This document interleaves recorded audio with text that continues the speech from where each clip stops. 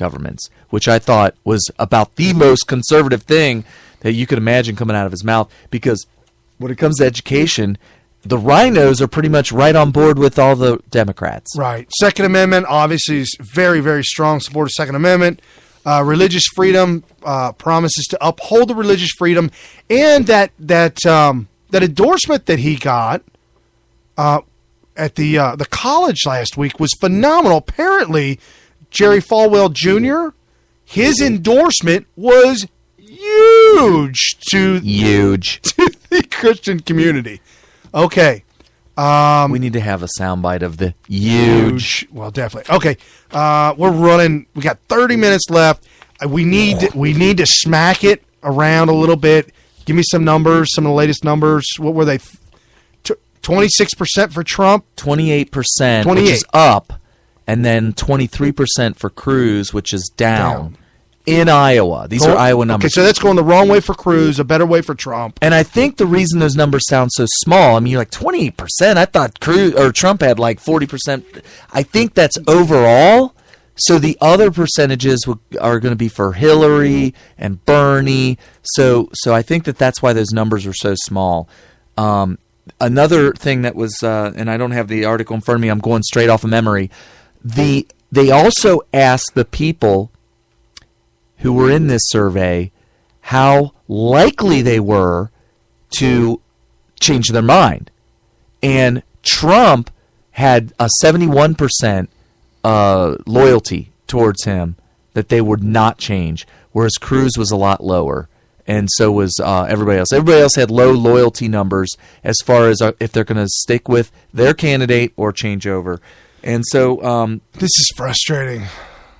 Cruz on Saturday at an Iowa event, he says to his supporters, "Awaken the body of Christ that we may pull back from the abyss." Who said this? Cruz. Awaken the body of Christ. Yeah. Two Christians.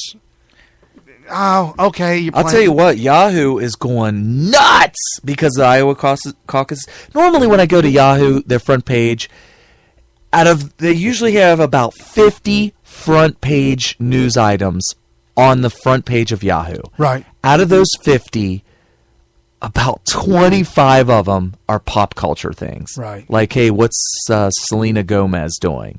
You know, that kind of stuff. Justin Bieber, blah, blah, blah. Out of the other 25, like maybe only 10 or less are political. Some of them, sometimes I only get about 3 that are specifically about politics. Their first, 10 items today are all political.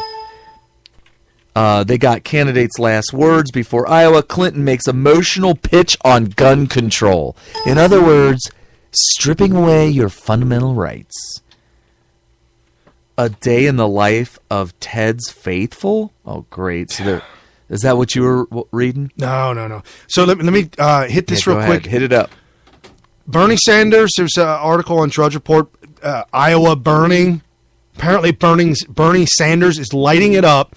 Earlier I alluded to Bill Clinton doing we were talking about this before the show started. Bill Clinton did a speech to Iowans just the other day. The news report, it was unbelievable. Tell them exactly what the news report said. The news reporter that was covering it was just Bill by himself in Iowa. Why? Because Hillary went to New York. She left Iowa, went to New York, and went to Philadelphia. Went to a couple other East Coast to collect money. She's hemorrhaging money. Left Bill in Iowa to give this speech, and this speech that he gave, it's just shocking. And I'm going to play it. It's a minute long, but I've got to play this because this is very telling about her campaign. At 6, former President Bill Clinton continued his tour through southeast Iowa today with an afternoon stop in Fairfield. About 350 people turned out to see the former president at the Fairfield Arts and Convention Center. Clinton spoke about his wife's past accomplishments and her ability to work with Congress to get things done. Okay, now listen. Obviously, you got to listen. Carrie will be able to see, but listen to his voice, and then we will tell you what his emotions are. Who will do the most to make you a part of the future that the president painted in the State of the Union? How are we going to do it, and who's the best change maker to do it? It's not close. Hillary is the best change maker to do it.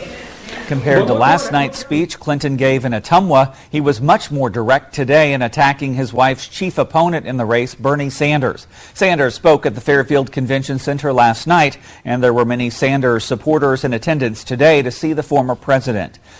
Okay, that last bit, hold on, let me clarify this. Did you say there were Sanders supporters to come out to see the former president? And he said Sanders was speaking but didn't give the number. Okay.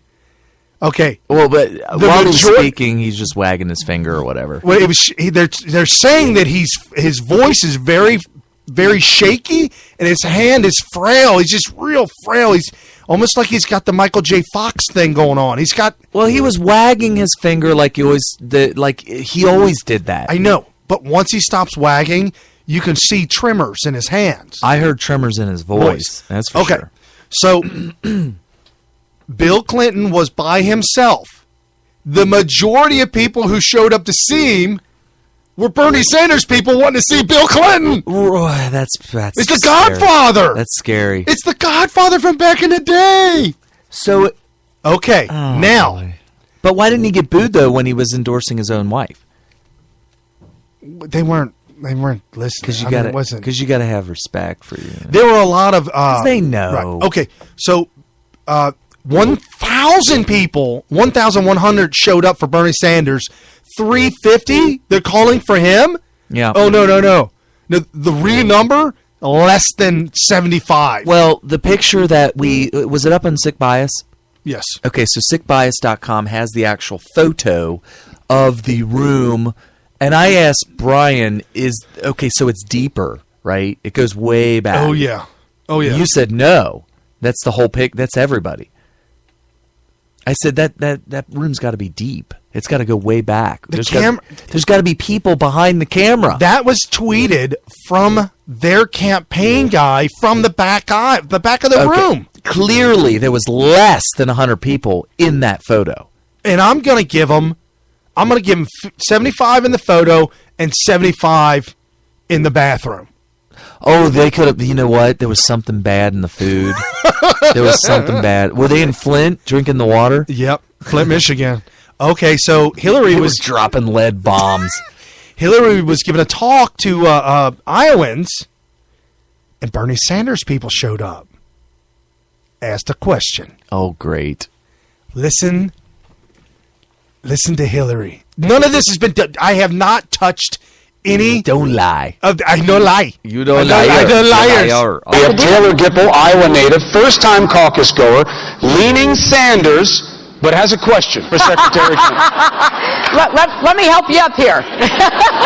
Okay, no, I'm not joking. He's out there in the audience with the microphone at the microphone podium thing. Uh-huh. She's sitting up on stage with the announcer. She gets out of her chair, cackling. Yeah, she's such a cackler. Let me help you up here. So she goes over to help him up? No. It's literally so far away. What do you mean, help me up there? I'm not coming up there. Okay. I'm asking you a question at this microphone. Right. So what is she talking about? Dude, she's losing it. They're saying she's frail. Sickly. All right. Okay. We have Taylor Gipple, Iowa native, first-time caucus goer, leaning Sanders, but has a question for Secretary Clinton. Let me help you up here. It feels like there's a lot of young people like myself who are very passionate supporters of Bernie Sanders, and I just don't see the same enthusiasm from younger people for you. In fact, I've heard from quite a few people my age that they think you're dishonest, but I'd like to hear from you on why you feel the enthusiasm isn't there. When's the last time you beat your wife? I would ask her that exact wording. When was the last time you beat your wife? You know, your wife. Yeah. Right. Do you hear how the room was silent? I actually may have heard a couple of gasps in there. Maybe a little bit. Yeah, I did actually hear a couple gasps. A CNN or NBC reporter reported later on, said he grimaced Who did? and pulled back when he heard that young man be disrespectful. Chris Matthews went off. How pathetic and disrespectful. Well, I will admit, in Chris Matthews' defense, That is pretty that was a, when's the last time you beat your wife? He's literally, he set up the premise, look, us young guys, we don't like you. Right. Will you please tell us why nobody likes you? Right. That's literally what he asked. Here's That's a pretty here's her BS comeback. Here's her monstrous comeback. Well, I think it really depends upon who you're seeing and talking to. You know, today in Oskaloosa, I spent time with about 10 high school students who are 10. enthusiastically working for me. I see young people Yeah, across 10. the state who are doing the same. But I'm totally happy to see young people involved in any way. That's what we want. And we want to have a good primary to pick a nominee, and then we want to have everybody join together to make sure we win as president. That's why I hope you'll reconsider. Okay, so here's Because I did not want to go through that, but at the end, she's like, so as president, that's why I want you to reconsider. okay. Did she say as Whatever. president? Yeah. Okay, so here's what she's really saying. What she's saying is look, I know you young people don't like me and will not vote for me in the primary. However, we do need you young people because I know good and damn well that you're not going to vote for the Republican because we have properly brainwashed you. Correct. So we need you here when I win the primary to vote for me in the general election. That's what she's saying. Right. And we slipped on the female vote and the war on women. We slipped on that to focus on you. And now I realize that we are losing the female vote because I didn't realize that these girls grown up now in the early 20s. Realize they're smart enough to know that it doesn't work. Right. The socialism Because they doesn't work. Because they've seen their moms hating on so many, and they don't want to hate. They're bitter that they had to grow up in a single family household and they didn't have a daddy. Yep. And you know what? They're like, you know what? I don't want to have a family the way I grew up. I want my children to have a daddy growing up. Right. And then they look at why. Right. Because the government, this, that, and the other. I think the women, the young women. This is a huge transition for these Yeah. women and their vote this time around. And then I've got this clip. Chris Matthews, he might have another thrill. Ooh.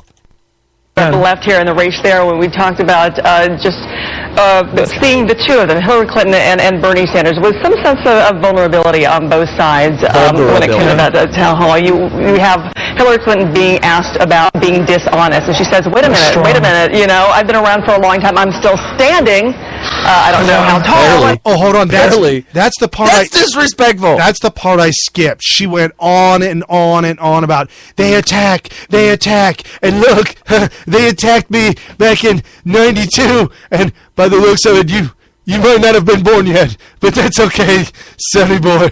I'm your grandma. Well, she didn't say grandma, but anyways. And then you have Bernie Sanders, where you have that very emotional moment where somebody was saying, you know, in tears, that woman was saying, it's so hard to pay your bills. Was that a moment for him to kind of take it and run, and in essence, did he kind of leave it? Well, you know, I've spent a lot of time with politicians, including liberals. And there are real liberals, and there are people that look and talk like liberals. Okay, I want What to is play he this. talking Hold on. about? I want you to hear this because Chris Matthews is a supposed journalist. Supposed.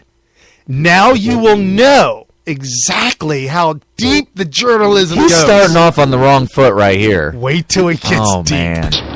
Liberals, to me, the good ones, are people who really do care about individual people. And when they say they want to helping people when they're poor. Okay, do you know what a no true Scotsman fallacy? Did we go over no true Scotsman Almost fallacy? every show. Almost This is every definitely show. not the first. This is the second time. Well, okay. No, we talk about The it. no true Scotsman fallacy. If only Scotsmen wear kilts, and then somebody who's a Scotsman, or all Scotsmen wear kilts. Okay. And the Scotsman stands up and says, "Whoa, whoa, whoa! I'm a Scotsman. I got pants on." I got pants on." Yeah, with no true Scotsman. no true Scotsman would be caught dead without a So kill. he's saying no true Liberal. Only didn't- true liberals care about the people. If you don't care about the, or if you